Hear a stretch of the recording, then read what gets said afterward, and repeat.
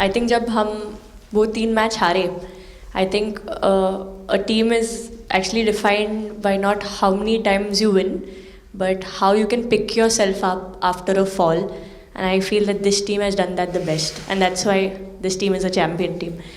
And the other thing that I would say about this team, sir, कि जो ये unity था ये team में, I think this is the best I've seen.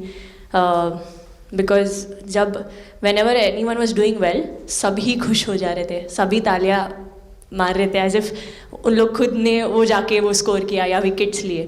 और whenever someone was down, there was always someone जाके अपना हाथ उनके शोल्डर पे डाल रहे थे और बोल रहे कोई बात नहीं, तू नेक्स्ट मैच में करेगी. And I think that defined the team.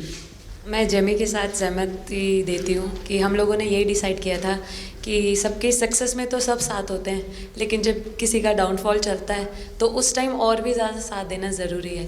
तो हमने as a team, as a unit वही डिसाइड किया था कि कुछ भी हो जाए हम लोग एक दूसरे का साथ नहीं छोड़ेंगे और हमेशा एक दूसरे को ऊपर ही रखेंगे. तो आई थिंक ये बेस्ट था हमारी टीम का. हरमंदी हमेशा बोलती है कि सब हंसते रहो, तो हमारा था कि अगर कोई थोड़ा सा भी अगर कोई ऐसा नर्वस बैठा है तो हमारा था कि सब हंसते रहो. तो एक दूसरे को हंसते हुए देख के हमें लगता था कि हम सब बस हंसते रहे. लेकिन कोई हंसाने वाला भी तो होगा ना आपकी टीम में. जय भी दी है ना. सर एक्चुअली हरलीन भी, क्योंकि वो भी बहुत इम्पोर्टेंस देते हैं ये टीम को साथ लाने में. तो नहीं सर, एक्चुअली टीम में आई फील कि ऐसा होना चाहिए एक आधा इंसान जो माहौल लाइट रखे. और मेरे को जब भी ऐसे लगता है कि कोई ऐसे बैठा है खाली, या फिर मतलब मेरे को ऐसा लगता है मैं ज़्यादा ही वेली हूँ, तो मैं सबके पास कुछ ना कुछ करके ऐसे करती रहती हूँ. तो मतलब मेरे को अच्छा लगता है सर जब मेरे आसपास लोग खुश रहते हैं. यहाँ पर आकर के भी कुछ किया होगा ना सर? इन लोगों ने हमें डांट दिया था, बोले शांत रहो थोड़ा.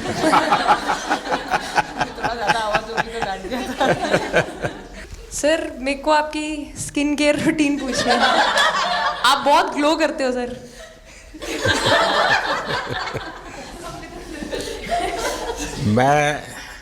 मेरा इस विषय पर ज़्यादा ध्यान नहीं गया था.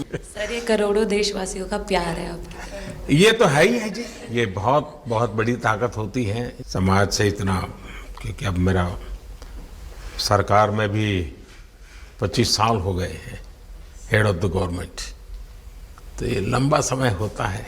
उसके बाद भी इतने जब आशीर्वाद मिलते हैं तो उसका एक तो प्रभाव रहता है. सर आपने देखा सवाल कैसे आते हैं, अलग अलग कैरेक्टर्स हैं.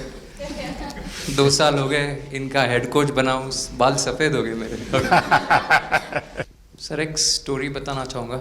एक किस्सा, हम जून में इंग्लैंड में थे, तो वहाँ पे हम किंग चार्ल्स से मिले, पर वहाँ पे प्रोटोकॉल था 20 जनों का ही. तो जो सपोर्ट स्टाफ है तो वो आ नहीं पाए, सारे प्लेयर्स थे और 3 स्किल्ड कोचेस लेके गए. तो मैंने अपने सपोर्ट स्टाफ को कहा कि I am extremely sorry but protocol 20 लोगों का ही है. तो उन्होंने जैसे थोड़ा सा मैनिफेस्ट किया.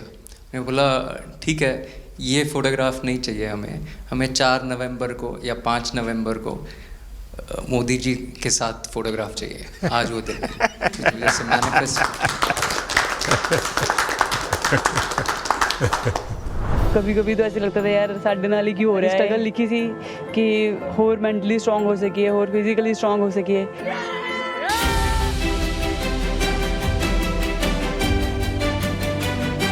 ये जब आप बता रही थी हेमंत, तब आपके मन में भाव क्या था? क्योंकि एकदम से लोगों को इंस्पायर करने वाला मामला था.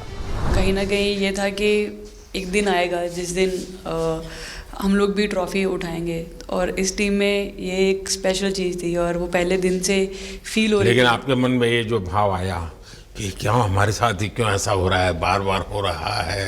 हाँ सर, वो कि तो एक प्रकार से उसके बावजूद भी इतनी हिम्मत करना और सबको एक कॉन्फिडेंस देना, कुछ तो कारण होगा.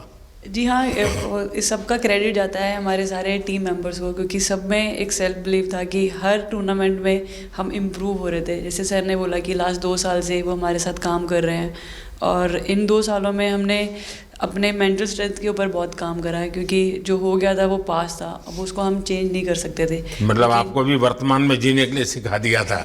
इसलिए मेरा क्वेश्चन भी आपको वही था कि आप एक्स्ट्रा ऐसा क्या करते हैं कि सो दैट टीम मेंबर्स को कुछ एक अच्छा मैसेज आ सके, कि हम उसको उस चीज़ में और बिलीव ला सकें कि ये जो हमारी सोच है कि प्रेजेंट में रहना, और वो हमें रियली हेल्प करी है। और आपसे भी वो चीज़ आनी, तो हम लगता है कि जो सर ने और मेरे कोचेस ने जो हमें गाइड करा है वो हम सही लाइन में जा रहे हैं। तो डीएसपी, आज आप लोगों ने क्या किया? आपको सबको सूचना देती रही हो क्या?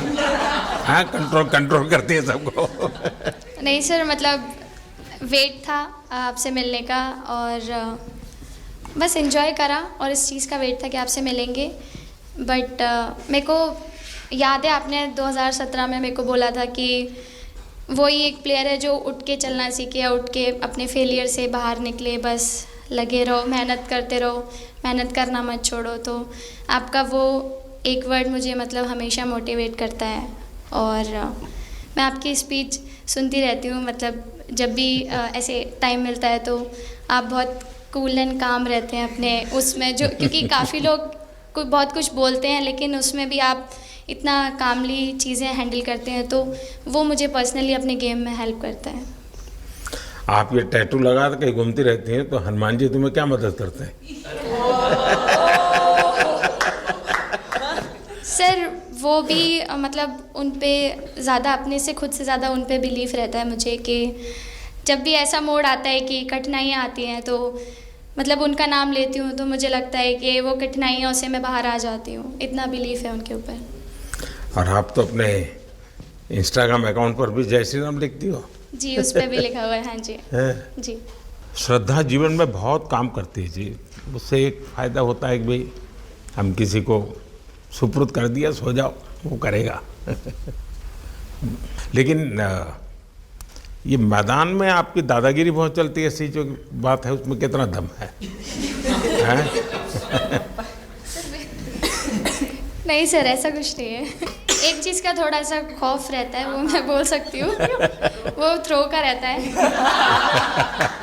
और ऐसा सुनने को मिलता है कि अपने ही टीममेट से आराम से मारो। सर ने मतलब पर्सनली मेरे से पूछा कि आपके हाथ में हनुमान जी का टैटू है, उसके पीछे का क्या राज है, आप मतलब कितना क्लोजली आप उनको मानते हैं। और सबसे अच्छी चीज़ ये मुझे लगी कि सर को मेरा इंस्टा का टैगलाइन भी पता है। अच्छा हरमन, आपने ये जो जीतने के बाद बॉल जेब में रखा, अभी भी है मेरे पास। तो क्या कारण था? कुछ सोच करके, या किसी ने बताया था, या गाइड किया था, क्या हुआ था?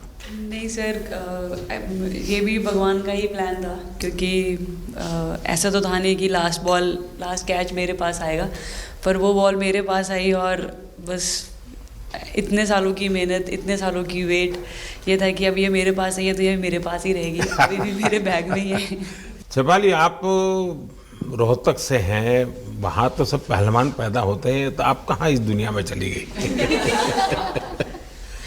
हाँ जी सर, वहाँ से पहलवानी और कबड्डी बहुत ज़्यादा निकलती है, बट आई थिंक मेरे पापा का बहुत ज़्यादा हाथ रहा, क्योंकि उनको नहीं, पहले कभी अखाड़े वाला खेल नहीं खेला? सर, नहीं, कभी नहीं किया? नहीं किया सर। अच्छा। पापा को क्रिकेटर बनना था तो पापा नहीं बन पाए, तो पापा ने अपनी छवि अपने बच्चों में दी। मेरा भाई और मैं खेलते थे, तो आई थिंक हम मैच देखते रहते थे, तो बहुत ज़्यादा इंटरेस्ट बन गया क्रिकेट का।